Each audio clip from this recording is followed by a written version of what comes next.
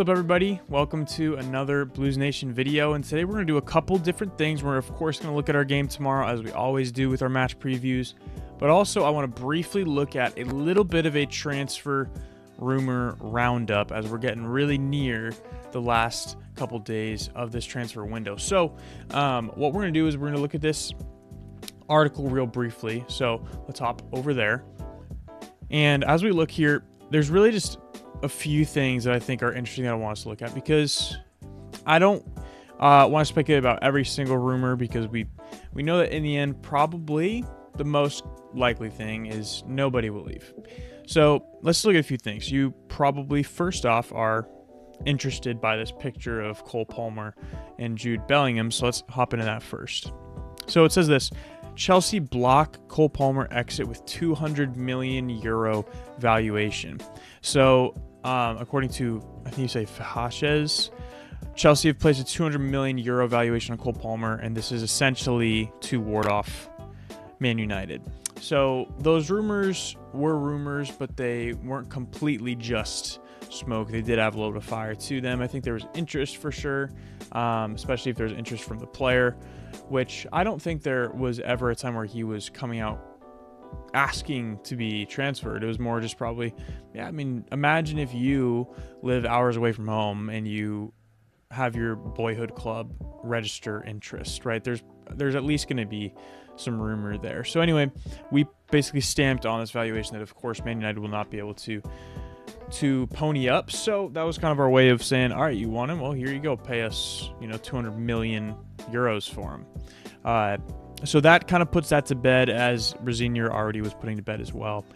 And then the next story I think is really interesting. I haven't even heard a single thing about this until this morning when I woke up and saw a story about this. And also according to Fahaches, it says Chelsea are preparing a €150 million move for Jude Bellingham. This is fun, right? It's fun to read that, but I give that less than 5% chance. Because here's the problem. We basically have to make whatever money we spend right now with the rules of the compliance issues we have with FA and UEFA and all these different things. So if we were to make a massive move like this, we have to somehow sell an equal amount or more than that. So unless you were selling Cole Palmer for €200 million, I don't think this is happening. And of course, I wouldn't want that to happen. So nonetheless, interesting. Interesting to hear that link there. Not sure if there's really anything real to that. And sorry, you've been missing a couple of words there. Moved it over for you. So yeah, we see that they've valued Cole at $200 million. We'll see if I think that probably is true. And then eyeing Jude for $150 million, I doubt that's true. That sounds like clickbait to me. Nonetheless, the last one I wanted to look at right down here is the fact that Aaron Anselmino could potentially be used in the Jeremy Jacquet deal, which I think is pretty interesting. The fact that he was brought back from his loan move, and potentially he could be used kind of as an incentive of a trade type thing, which we know our owners have been known to try to do with Jeremy Jacquet, which I kind of doubt to an extent, but we'll see. You guys want to see something real fast? We have a visitor today. He decided to bust his way through. So anyway, off he goes. All right, so that's basically all we have for the transfer deal sheet. I just wanted to look at really briefly those three things. The fact that of course, these rumors of Cole Palmer are definitely not true, and we're pricing him out of anybody's potential capability of signing him.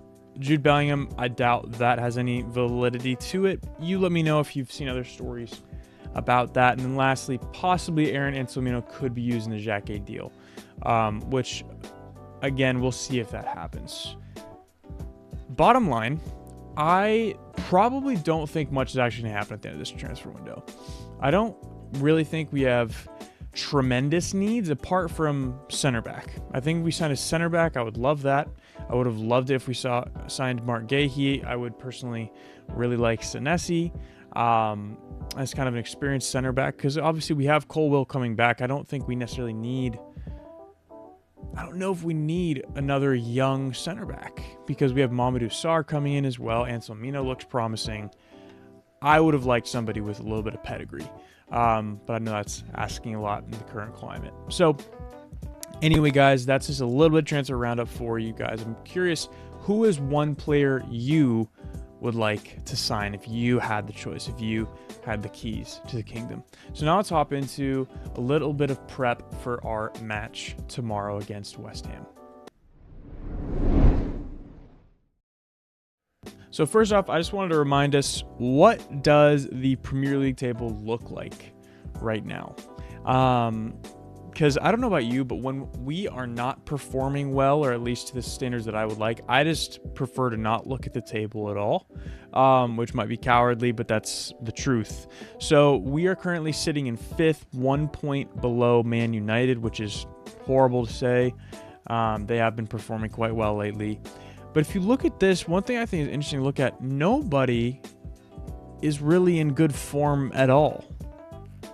Not really any single team in the Premier League is in very good form right now. The only teams that pop out to me are Newcastle, but they lost most recently. Man United, no losses in 5. Man United has the best form of any team in the Premier League right now, and that includes 3 draws out of 5. So that tells you something, right? The Premier League has a lot of polarity right now. There's a lot of surprise in this league, which I love. I think that's great for especially the neutrals. We, of course, have won our last 2 games, which is great, but we have 2 draws, 1 loss, and 2 wins in the last 5. Whereas West Ham, they've won their last 2 as well, but then they've lost 2, drawn 1, and they're currently sat 5 points behind 17th position in safety with only 20 points in 23 matches. So they're, of course, not a good team. Not a good team at all. So let's look at how they lined up, just to kind of give it an idea, remind us of who some of their top performers are against Sunderland in the match that they performed much better than we did. They played against Sunderland, and they won 3-1 with goals coming from Somerville, Jared Bowen, and Mateus Fernandez. So they line up with this 4-4-1, which is probably intended to be quite stout, especially with the likes of Thomas Souček, who, almost feels like more of a defender than a midfielder to me. So anyway, they have Alphonse Areola, which is interesting that they kind of stopped using Hermansen. I don't know if he's injured right now, but I think they just kind of he's just sat down on the substitution bench, which is kind of a shame to me. I know we actually were linked to him for a bit, so apparently thankful we didn't sign him. And then they have Wan-Bissaka, who I think is a great defensive right back, Mavropanos, Todibo, who's a decent center back, and then a couple players I don't know about. I don't really know much about Scarles. Jared Bowen obviously is their star man. Thomas Souček's been there for millennia. Mateus Fernandez, who scored. Somerville, who's in great form, so we need to watch for him. And Pablo, who's like a young striker, I suppose, and then Castellanos. So it's definitely not an 11 that pops out, which isn't a surprise because they're third to last in the entire Premier League. The best players, of course, being, I would say, Jared Bowen. Souček's kind of past his best. So probably Bowen, Somerville, and Wan-Bissaka, honestly. So that's how they line up with this 4-4-1-1 type of deal, and that's how they did against Sunderland. They've won their last 2 games, both against Sunderland and against Tottenham. I wouldn't say a Tottenham win right now is very impressive because they've been, charity FC with giving out points to everybody. But nonetheless, West Ham has been stringing together a string of decent performances, so it's going to be an interesting time to play them. So speaking of that, how would I line up our squad against West Ham? So let's go ahead and hop over and build that squad together. All right, so you guys know it's such a tricky thing with Chelsea right now of trying to pick a team realistically, but also to just win these games, but also know, how much rotation is going to be happening. So you're going to see a little bit of that reflected in this starting 11, but let's start with this. Robert Sanchez in the back, then Cucurella on the left, Chalobah and Fofana in the middle. The single center back experiment, I would say, did not work, but he was flexible and fixed it, so that's great, and won a massive game against Napoli. And then on the right, this is where you see a little bit of rotation for me. So I have Malo Gusto playing because he got subbed off, I think was it at half or a little bit shortly after half. And Reece James played, I believe, right, the full 90. So I wouldn't be surprised if Reece gets at least the start off. Maybe he comes on at half or comes on to play 30 minutes at the end. So I have Malo Gusto there. And then in the central midfield, I think we're starting to see a trend of really liking this idea of having Caicedo and Andre Santos as these absolutely just incessant menaces to the rest of the midfield. They're so athletic. They have such high motors. They have such high ball winning ability. And then next to each other, I think is amazing. And then in the 10, mainly crashing into the box, right, is Enzo Fernandez, who has been wonderful this year. And then on the left, I have Garnacho. I think Pedro Neto needs a game or two, at least off of the starting 11. He's not been up to snuff lately. I just don't think he's been playing very well. And he's been doing silly fouls, and I think he has quite an attitude too. So I think it'd be fine for him to get the game off and give Garnacho an opportunity to, stake his claim once again. And then on the right, we have Cole Palmer, who's starting, not back to, but starting to look a little bit like his original self again. So it's awesome to see. Hopefully he can keep it going with his partnership with my striker, which is Joao Pedro. I love Liam Delap, and I wouldn't be surprised if he started kind of as this right off and on type of thing with those two guys. But Joao Pedro has been amazing lately. I think I heard he's scored in 6 of his last 9 starts or something like that, which is outstanding. So anyway, that's my starting 11 to beat West Ham with just not a lot of rotation, but mainly rotation in regards to Reece James. Stevao comes off. He'll come on if I was the manager, maybe a 60 to give him a half hour. But this is the rotation I want to try for this game. I'm interested to see what you guys think. But before we do any of that, let's hop over and do our score prediction.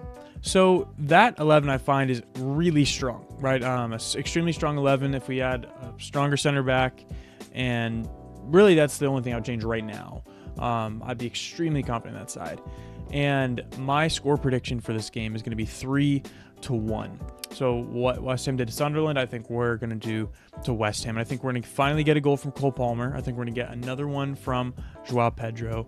And I'm going to go for a cheeky header from Wes Fofana off a corner kick. So anyway, guys, let me know your thoughts down below. What do you think about the transfer rumor roundup? Who would you sign? Who do you think we need to prioritize selling? And then lastly, what do you think about this game happening tomorrow against West Ham? Are you confident? Do you feel good after our big win against Napoli?